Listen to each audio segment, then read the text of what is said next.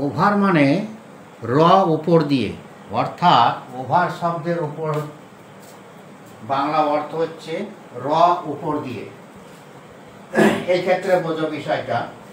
এবার আরও অর্থ আছে ওভারের, সেটা বাক্যভেদে যখন আলোচনা হবে, এটা প্রিপোজিশন হিসাবে আলোচনা হচ্ছে, পরবর্তীকালে আরও অন্যান্য আলোচনা আছে তখন বুঝবে।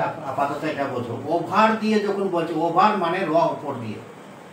এইখানে the bird flew over my head, অর্থাৎ পাখিটি আমার আমার মাথার উপর দিয়ে উড়ে গেল। পেলাম কি? পাখিটি আমার মাথার উপর দিয়ে উড়ে গেল। তাহলে ওভারের অর্থ কি পেলাম? ওভারের অর্থ পেলাম কি? উপর দিয়ে বা র উপর দিয়ে, এটা আমরা পেয়ে গেলাম। এটা হলো। এবার the baby crawled over the big table, অর্থাৎ বাচ্চাটি বড় টেবিলটার উপর দিয়ে হামাগুড়ি দিয়ে গেল। অনেক বাচ্চা শিশু আছে দেখবা, বড় বড় টেবিল, ওই চেয়ারের সাহায্যে হামাগুড়ি দিয়ে উঠে টেবিলের ওপর উঠে পড়ে। টেবিলের ওপর উঠে পড়ে পুরোপুরি টেবিলটা কিন্তু ক্রস করে ওই অপর দিকে টেবিলে কিন্তু নিচে নেমে যায়। সেক্ষেত্রেও কিন্তু উপর দিয়ে কথাটা আসছে, অর্থাৎ এই যে কথাটা বাচ্চাটি টেবিলটার উপর দিয়ে, অর্থাৎ কথা আসছে উপর দিয়ে। আর আমি অন্য কোনো শব্দ লিখবো তা তো হবে না। এই উপর দিয়ে শব্দের অর্থ হচ্ছে ওভার।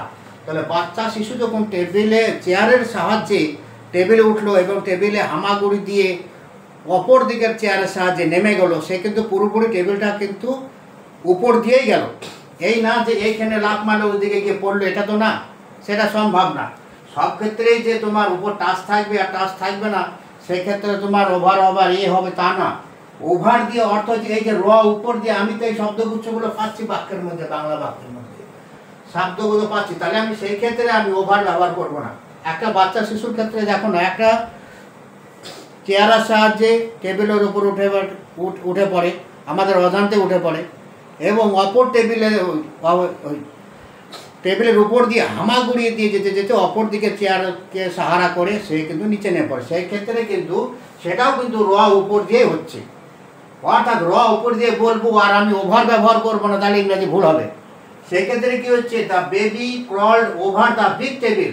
যখন বাচ্চা শিশুটি এইখানে ওঠে, এইখান থেকে উঠলো চেয়ারে, চেয়ার থেকে উঠে এইখানে হামাগুড়ি দিতে দিতে গিয়ে এইখানে নেমে গেল, নেমে গিয়ে ও নেমে পড়লো।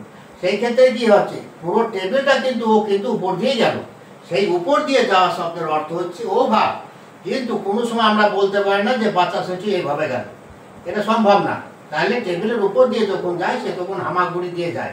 আর উপর দিয়ে শব্দের অর্থ হচ্ছে ওভার।